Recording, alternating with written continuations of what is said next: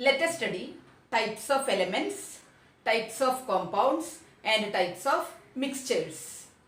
Types of elements. There are three types of elements. They are metals, non-metals and metalloids. There are three types of compounds. They are first type of compound, that is organic compound, second one inorganic compound and the third one complex compounds. Then there are two types of mixtures. They are homogeneous mixtures and heterogeneous mixtures. Now we will study each one with examples. First we will study types of elements. They are metals, non-metals and metalloids.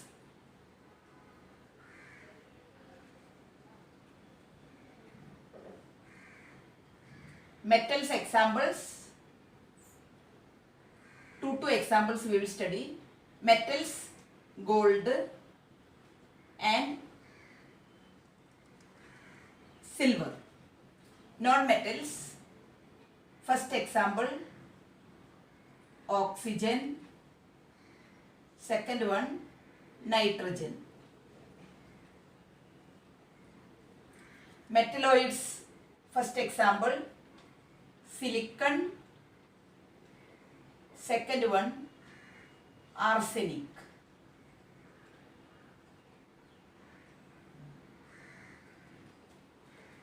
Metals already you people are knowing.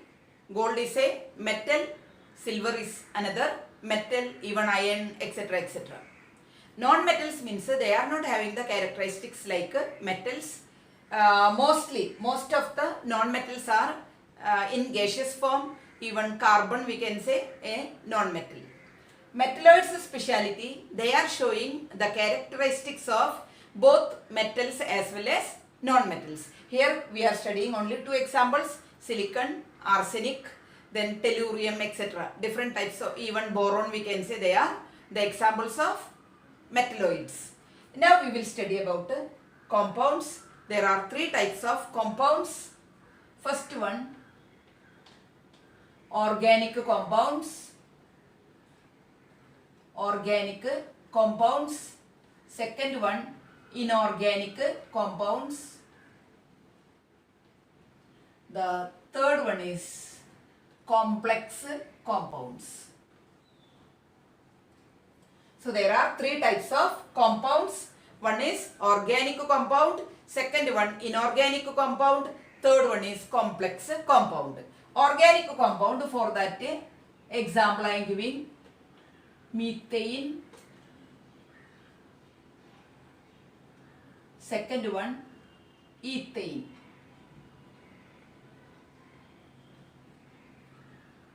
Inorganic compound example carbon dioxide, second one sodium chloride.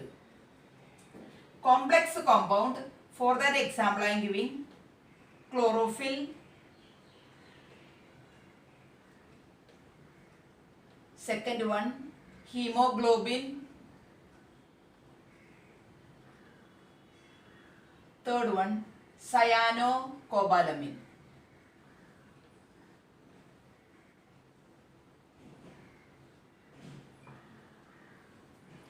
Here now, what is the speciality of organic compounds? Two examples only I written here, or one more I will write here. Methane, ethane, propane I am writing. Propane. Here one more example I am writing. Copper sulfate. Copper sulfate. Here chlorophyll, hemoglobin and cyanocobalamin. Now here, in case of organic compounds, it's a speciality. A particular compound I am showing you, that is methane. Its formula is CH4. Ethane, its formula C2H6. Propane, its formula C3H8. Organic compounds speciality, the compound like methane, carbon and hydrogen will be there. Ethane, carbon and hydrogen will be there. And propane, carbon as well as hydrogen will be there. So the compound which are hydrocarbons. Hydrocarbons means in a compound if hydrogen and carbon is there, then we can say that they are hydrocarbons. So in a compound if carbon as well as hydrogen is there, such compounds other than these two, any other element also will be there, but compulsorily carbon and hydrogen should be there. Such type of compounds we can call as organic compounds. So in a compound, now here itself, this is the specialty of hydrocarbon alone. Even we can say that other examples are there. In them, even oxygen will be there, nitrogen will be there. Such all compounds, along with the carbon and hydrogen, other elements are there. Such type of compounds we can call as organic compounds. Then we will study about inorganic compounds. Inorganic compounds speciality, here carbon dioxide is there, C is present here, but along with that hydrogen is not there. So we can say that carbon dioxide is an example of inorganic compound. Then other example, that is sodium chloride. In that sodium as well as chlorine is present. There is no carbon, there is no hydrogen. So we can say that this is an example of inorganic compound. Then here CuSO4, copper sulfate. Copper is there, sulfur is there, oxygen is there. But in that no carbon, no hydrogen. So this is again an example of inorganic compound. Now we will study about complex compound. Complex compound is its examples chlorophyll, hemoglobin and cyanocobalamin. Their speciality, one molecule of chlorophyll, one molecule of hemoglobin or one molecule of cyanocobalamin contain many atoms are present. Many atoms of different elements are present. Now here for example chlorophyll, in that carbon, hydrogen, magnesium, nitrogen, oxygen. Here in case of hemoglobin, carbon, hydrogen, oxygen, iron, nitrogen, sulfur. In case of cyanocobalamin, carbon, hydrogen, cobalt, nitrogen, phosphorus. Like that way different elements are present. In that one compulsion is there. Each and every complex compounds should have at least one metal. Here one metal we can say, that is in case of chlorophyll, magnesium metal, in case of hemoglobin, iron metal, in case of cyanocobalamin, cobalt metal present. So we can say that in a complex compound one metal is present. So in case of chlorophyll, magnesium metal, in case of hemoglobin, iron metal, in case of cyanocobalamin, cobalt metal present. Again we can say that these metals are present at the core region or at the center of the molecule.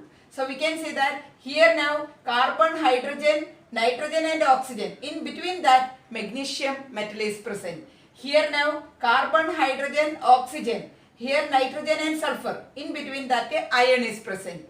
Here in case of cyanocobalamin, carbon, hydrogen. Here nitrogen and phosphorus. In between that cobalt is present. One more thing.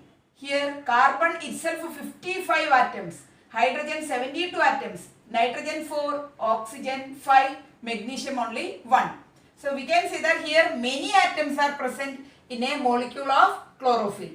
Here we can say that carbon is present, carbon itself 2952 atoms. Hydrogen itself 4664 atoms. Now oxygen 832 atoms, iron 4 atoms, nitrogen 812 atoms, then sulfur 8 atoms. So adding together one molecule of hemoglobin is forming. So looking at this itself you can understand many atoms of each and every element is present in the molecule of hemoglobin. Now here same way cyanocobalamin if we see, carbon 63 atoms, hydrogen 88 atoms, cobalt a single atom, then nitrogen 14 atoms, phosphorus 1 atom. Adding all together we are getting one molecule of cyanocobalamin. So from these examples we can understand complex compound containing a complicated structure is there. In that many atoms of different elements join together, one molecule of a compound is forming. Again, in that one compulsory thing is there. In each and every complex compound should have at least one metal needed, or anyhow there will be one metal. In case of chlorophyll, compulsorily magnesium will be there. In case of hemoglobin, iron will be there. In case of cyanocobalamin, there will be cobalt. Now we will study about mixture.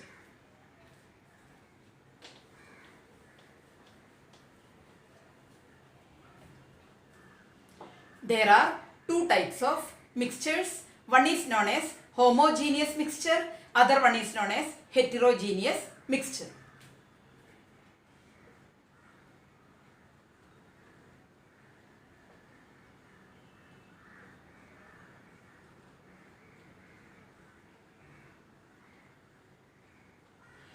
Homogeneous mixture, for that examples: salt plus water. Other example, that is sugar plus water. There are number of examples, only two examples I written here.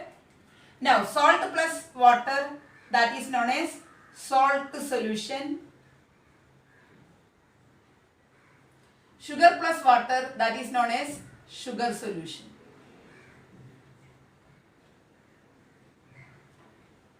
In case of heterogeneous mixture, example we can say salt plus sand, or we can say salt plus sugar plus copper sulfate,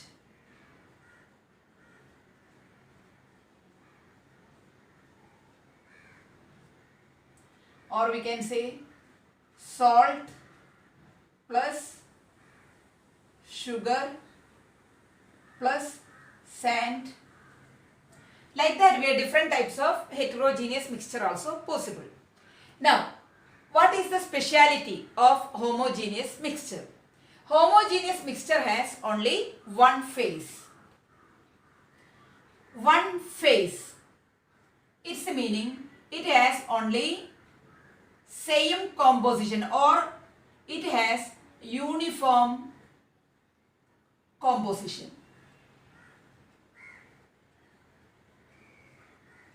Uniform composition, as well as we can say uniform property.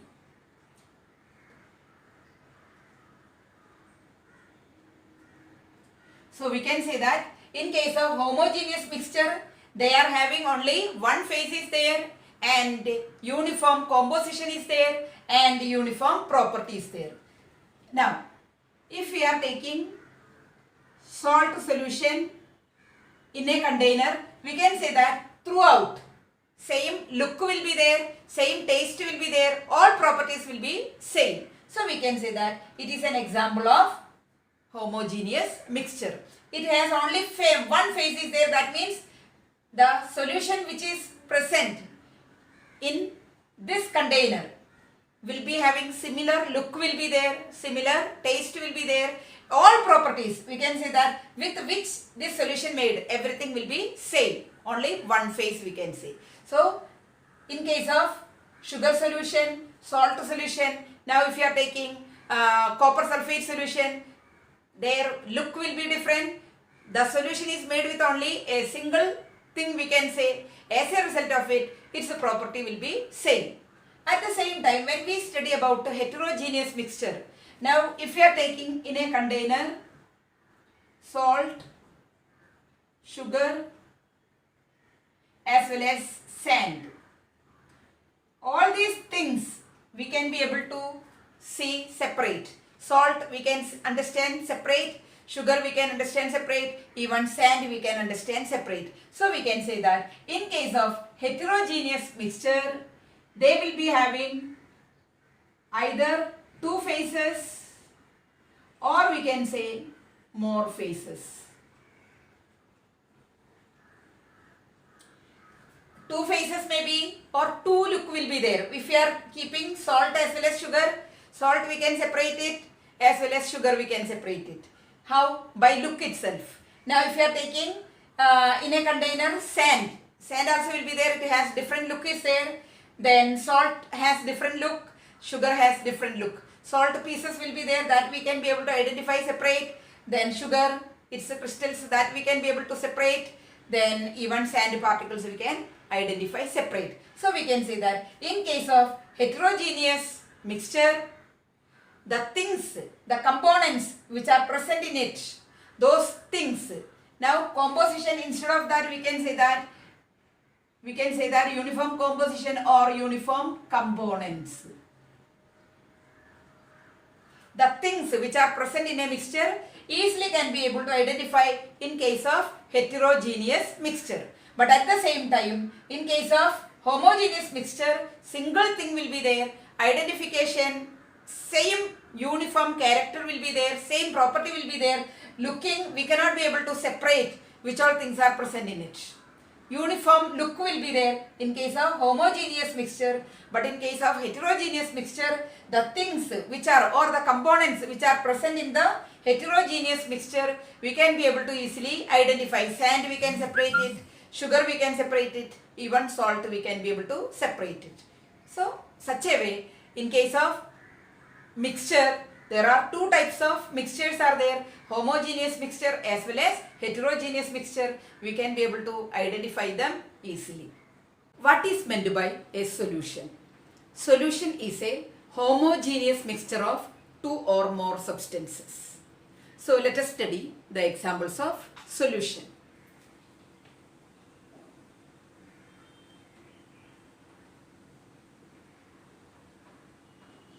Solution's speciality, it is a homogeneous mixture.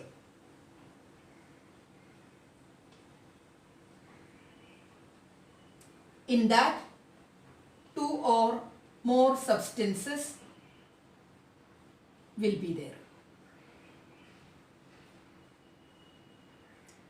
Now we are studying examples of solution. We can say that salt solution,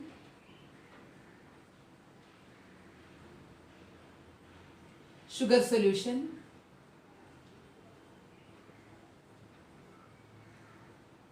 etc.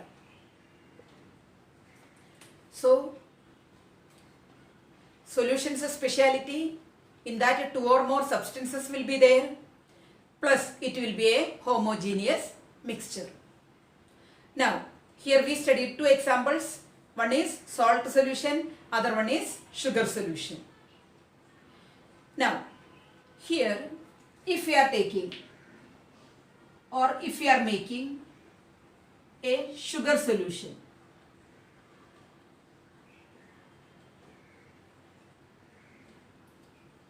we are taking inside sugar as well as water. Already now sugar solution became, in that is sugar as well as water we added. Now we can say that this is an example of homogeneous mixture. Now in that, which component will be more? So we can say that sugar solution is a homogeneous mixture. In that, two or more substances we can say. Here in case of sugar solution only two components are there, that is sugar as well as water. Out of this sugar as well as water, which component is more? We can say that in sugar solution, water will be more. At the same time, sugar will be less.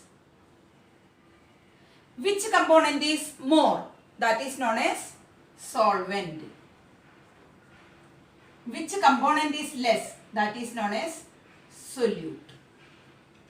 So in sugar solution, sugar will be less, so sugar is the solute, and water will be more, then we can say that water is the solvent. Now, so in case of sugar solution, there will be two components, one is sugar, other is water. Two components two things we can say. Components meaning two things or two particles we can say. Two things are present. One is sugar and one is water. Sugar is present very little in sugar solution. At the same time, large component, that is water. So water is known as solvent, sugar is known as solute. Now we will study two important terms. One is known as suspension, the other is known as colloid.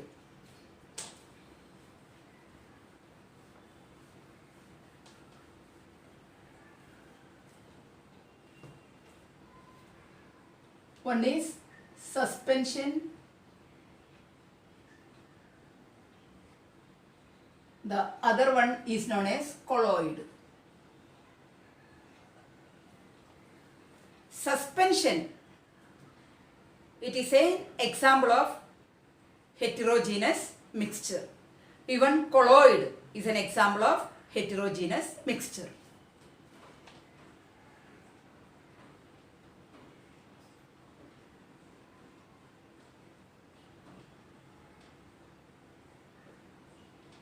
This is again an example of heterogeneous mixture.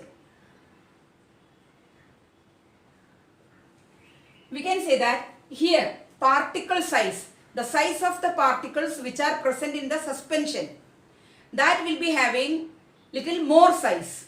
At the same time, particle size of the colloid, that will be having very less size. So we can say that particle size, size of the particles which are present in the suspension will be equal to more than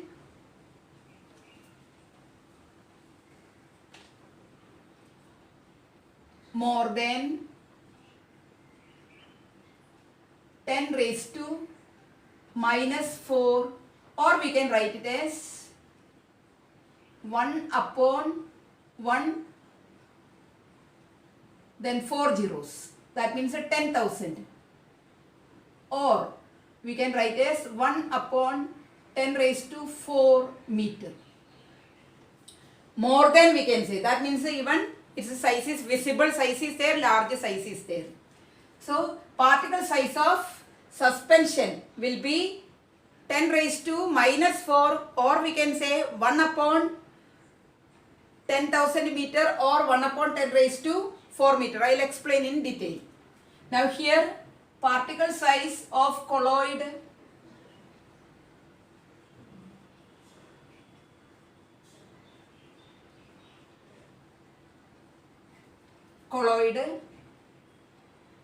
will be equal to less than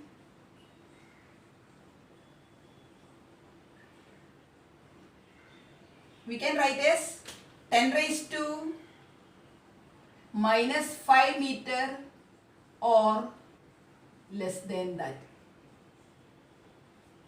10 raised to minus 5, that we can write as 1 upon then 1 lakh meter, or we can write as 1 upon 10 raised to 5 meter.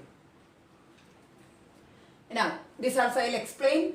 So here we can say that suspension as well as colloid, this is seeing in the heterogeneous mixture. Now heterogeneous mixture, that is in the form of solution. Two examples we will study. First thing, we are taking in a beaker water, along with water sawdust, or we can say water along with that mud or sand particles. All these things are coming under heterogeneous mixture. So it will be in the form of solution.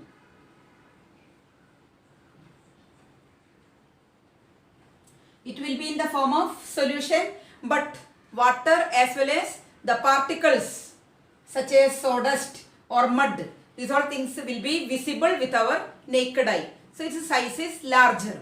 That size is equal to how much said?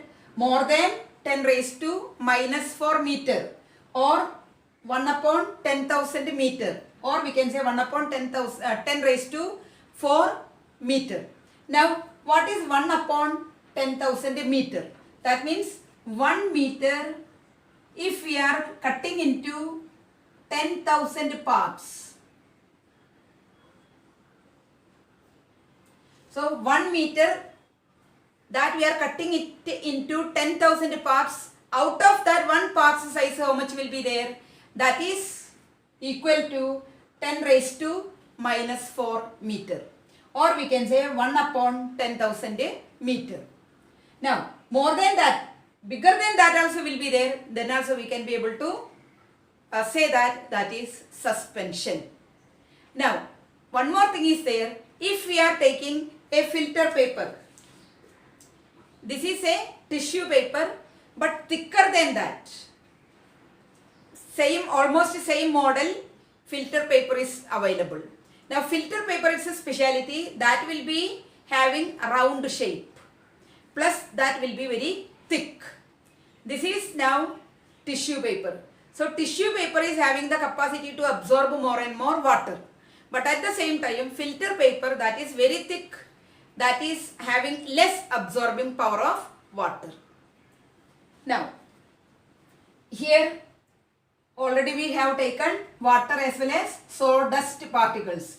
So we can find that here like that way particles of sawdust we can be able to see. Such a way sawdust particles we can see. With the help of a filter paper, if we are filtering this solution, the sawdust particles will settle at the top of the filter paper.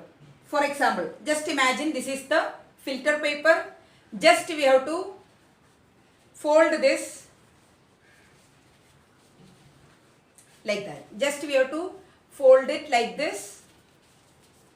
After that, once again we have to fold it. Then we have to just open this. So you will feel that such a figure. Then this thing we have to put it inside the container. We can say that beaker. Here means I am not having the beaker now. So such a container we have to keep it. After that, through this we have to pour this solution.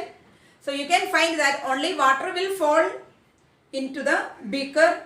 Remaining sawdust particles will settle inside.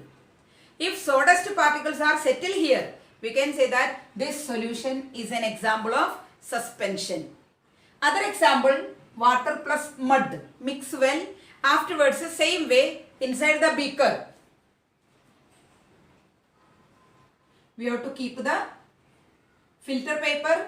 After that, we have to pour the water as well as mud solution. So you can find that mud particle will settle here. At the same time, only water particle will pass through the filter paper. So we can say that if such a way mud particle or dust particle will settle inside the filter paper, then we can say that the given solution is an example of suspension. Now, when we study about colloid, one example I can say that milk plus water. Milk plus water. If we are pouring milk plus water, or we can say other example, crocin syrup. Crocin syrup. Or such a type of medicines we can say. Their particle size may be very small. Such a solution we can say. Crocin syrup, one example I said, some other tonics are there, such things. If we are pouring it through the filter paper as I made here, you can find that nothing will settle inside the filter paper. So we can say that here, beaker I taken, in that one filter paper I kept. Now I am pouring milk plus water. Milk solution I can say, or crocin syrup I can say, or any other such medicines. When we are pouring it, here nothing will settle. or everything, each and every particle of the milk solution, or we can say crocin syrup, whatever it is, everything will enter inside without settling anything in the filter paper. Then we can say that that is an example of colloid. Colloid particles are having very less size. Their size is less than 10 raised to minus 5 meter, or we can say 10 raised to minus 5 meter. So we can say that 1 meter, if we are cutting it into 1 lakh times, out of that 1 parts size how much will be there? That will be the size of a colloid. Colloid means very tiny particles. Colloid means very tiny. Tiny means very small particles. So these particles speciality that can be able to pass through the filter paper. But at the same time, suspension, these particles are having big size. So here we can say that suspension particles are having big size. We can say that suspended particles, we can see their size is big. So when we are pouring the solution through the filter paper, the particles of the or suspended particles will collect on the filter paper. At the same time, colloid particles cannot collect in the filter paper as they are passing through the filter paper. Now we will do an activity of completing this table. Here, name of the compound they given. One is water, other one hydrogen chloride, other compound is methane, then the other compound is magnesium chloride. Now its molecular formula we will write. Water, its formula is H2O. Molecular formula of water is H2O. Molecular formula of hydrogen chloride is HCl. Molecular formula of methane is CH4. Molecular formula of magnesium chloride is MgCl2. So here water, its molecular formula H2O, hydrogen chloride, its molecular formula HCl, methane, its molecular formula CH4, magnesium chloride, its molecular formula MgCl2. Now here, which are the constituent elements? Here, this molecular formula, when we are seeing, you can find that here hydrogen as well as oxygen is there. So we can write here hydrogen as well as oxygen. So constituent elements of water is hydrogen as well as oxygen. So inside or in the water molecule, two components are present, two constituents are present. They are hydrogen as well as oxygen. Hydrogen as well as oxygen join together, water molecule is forming. Next one, hydrochloric acid.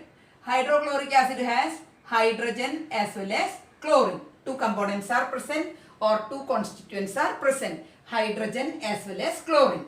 In case of methane, carbon as well as hydrogen is present. Carbon as well as hydrogen present.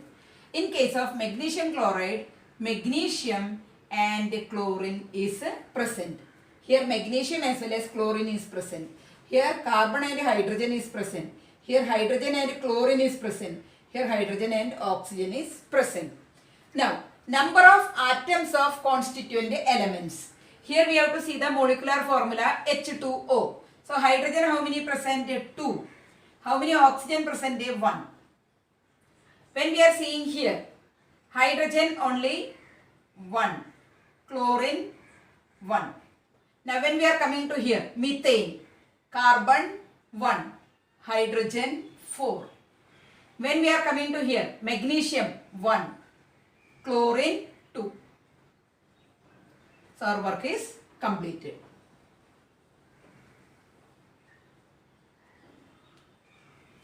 So number of atoms present in the molecule of a particular compound.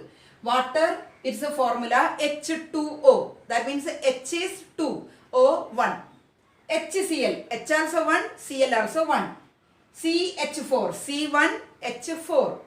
Magnesium chloride MgCl2, Mg1Cl2. Now we will do an activity by completing this table. Here now molecular formula of different compounds given. One is hydrogen chloride HCl. Second one water. Third one hydrogen sulfide. Water its formula H2O. Hydrogen sulfide its formula H2S. Then NH3 ammonia. Its formula NH3 ammonia. HBr hydrogen bromide. Hi hydrogen iodide. NaH sodium hydride. CH4 that is methane. CH4 methane. Now here written constituent elements H as well as X given. So which all elements are there that you have to write here. That is here hydrogen and chlorine is there. H place we have to write hydrogen. Then chlorine's place X place chlorine.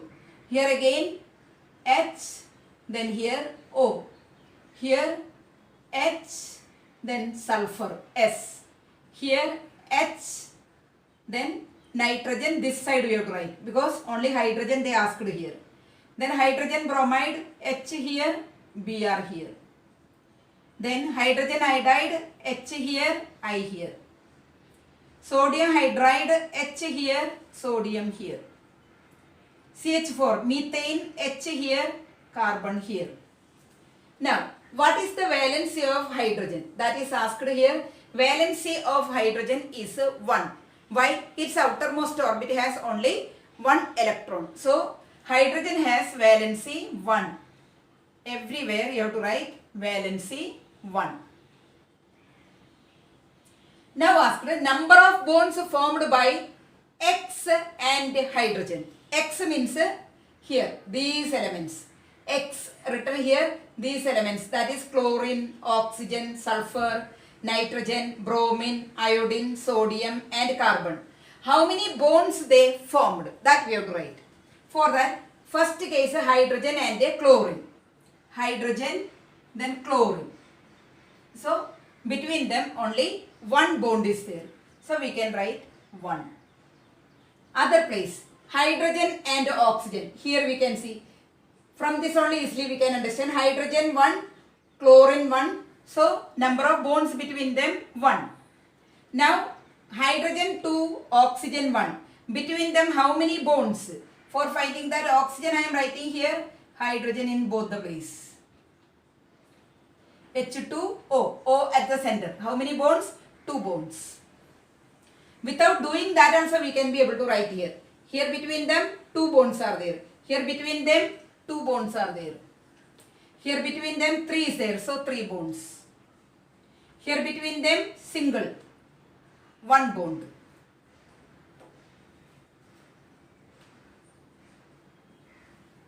Now here hydrogen and iodide single bond. Here sodium and hydrogen single bond.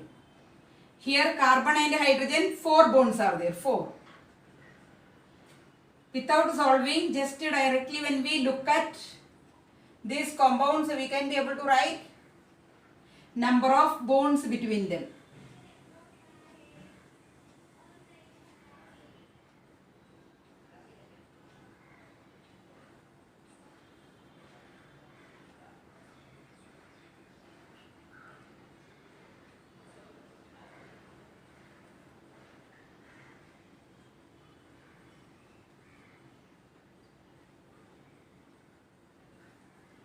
Now the last one, valency of hydrogen already we written 1, 1. Now we have to write the valency of X elements. Here chlorine, its valency is 1. Outermost orbit of chlorine has 7 electrons. It needs 1 more to complete its octet. We had already studied before in the previous chapter. So the valency of chlorine is 1. Valency of oxygen, here 2 given, same is coming. Valency of oxygen is 2. So seeing this only we can be able to answer. Now valency of sulfur. Valency of sulfur is 2. Here it is given. So number of bonds between these 2 elements. So 2 is there. So 2 is the valency of second element. Next one, nitrogen. Here it is got same answer. Valency of nitrogen is 3. Valency of bromine 1. Valency of iodine 1. Valency of sodium 1. Valency of carbon 4. Easily we can be able to write their valency by using this particular or special activity we can see. Very easy to write the valency of second element. Hydrogen already we have learned. Hydrogen it has one valency. Remaining which all elements are there, you have to see the compound formation, molecular formula of each and every compound. There you have to see that between them how many elements are joined. Here one element, here also one element, so valency is 1. Here 2 elements of hydrogen is there, 1 element of oxygen, so valency of oxygen is 2. Now here sulfur and hydrogen is there, between them 2 hydrogen is there, so 2 value is there, so sulfur its valency is 2. Here hydrogen and nitrogen, here hydrogen 3 are there, so hydrogen's valency already we written 1, then 3 is the valency of nitrogen. Here bromine and hydrogen between them 1 is there, so valency of bromine also 1. Iodine between them 1 is there, so hydrogen's valency 1 we written, then iodine's valency also 1. Sodium hydride, sodium as well as hydrogen 1 is there, so valency of hydrogen already we written 1, sodium's valency also 1. Now here carbon as well as hydrogen is there, number of hydrogen 4 is there, so the valency of carbon is 4.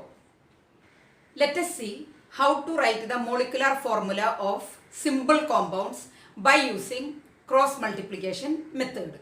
Here there are 4 compounds name, that means different elements written here, their valency given, here also different elements, their valency given, here also different elements, their valency given, here also different elements, their valency given. Now by cross multiplication method, how we can be able to write the molecular formula of these compounds. So here first element is carbon, second element is chlorine. Here first element is nitrogen, second element is hydrogen. Here first element is carbon, second element is oxygen. Here first element is calcium, second element is oxygen. Now valency given here, everyone's a valency given. So carbon it's a valency 4, so just below carbon valency 4. Just below chlorine, valency of chlorine I written. Here now valency of nitrogen 3 I written just below it. Valency of hydrogen just below I written, just below hydrogen I written. Now valency of carbon just below carbon I written. Valency of oxygen just below oxygen I written. Here valency of calcium just below calcium I written. Valency of oxygen 2 just below it I written. Now, here we have to write the molecular formula. For that just we have to do the cross multiplication. So this 4 will go to chlorine's side, this 1 will go to carbon's side, then the molecular formula carbon 1 gone, so 1 here, chlorine 4 gone, so chlorine 4. So we have got the molecular formula of carbon tetrachloride. This we have to call it as or read as carbon tetrachloride. Here 1 is there, that 1. So it is equal to, I am writing here CCl4. We have to read it as carbon tetra. Tetra means 4. Chlorine is there. So we have to read it as carbon tetrachloride. Carbon tetrachloride. Now other, that is here carbon 4 is there, oxygen 2 is there, cross multiplication. So here now carbon it's below 2 is there, oxygen it's below 4 is there. Now what should be? Both of them are even numbers. So because of that we can be able to divide both of them with 2. As a result of it, carbon it's below 2 divided by 2, 1. Now here oxygen is below 4 divided by 2. 2 2s are 4. So oxygen is below 2. Now we can write this as C.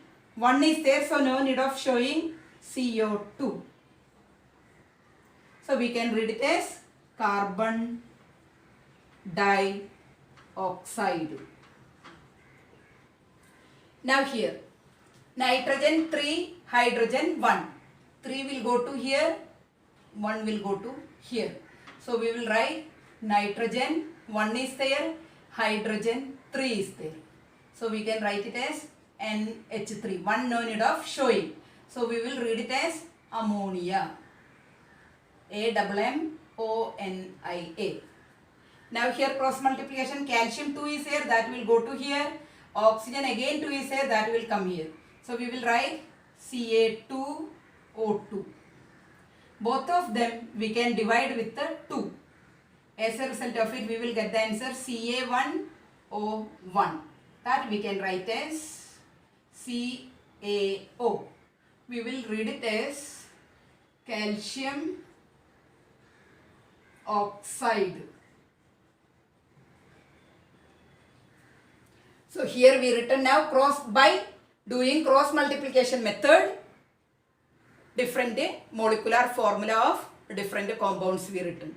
Here now we written carbon 4 is there, carbon 4 as well as chlorine, carbon 4, chlorine 1.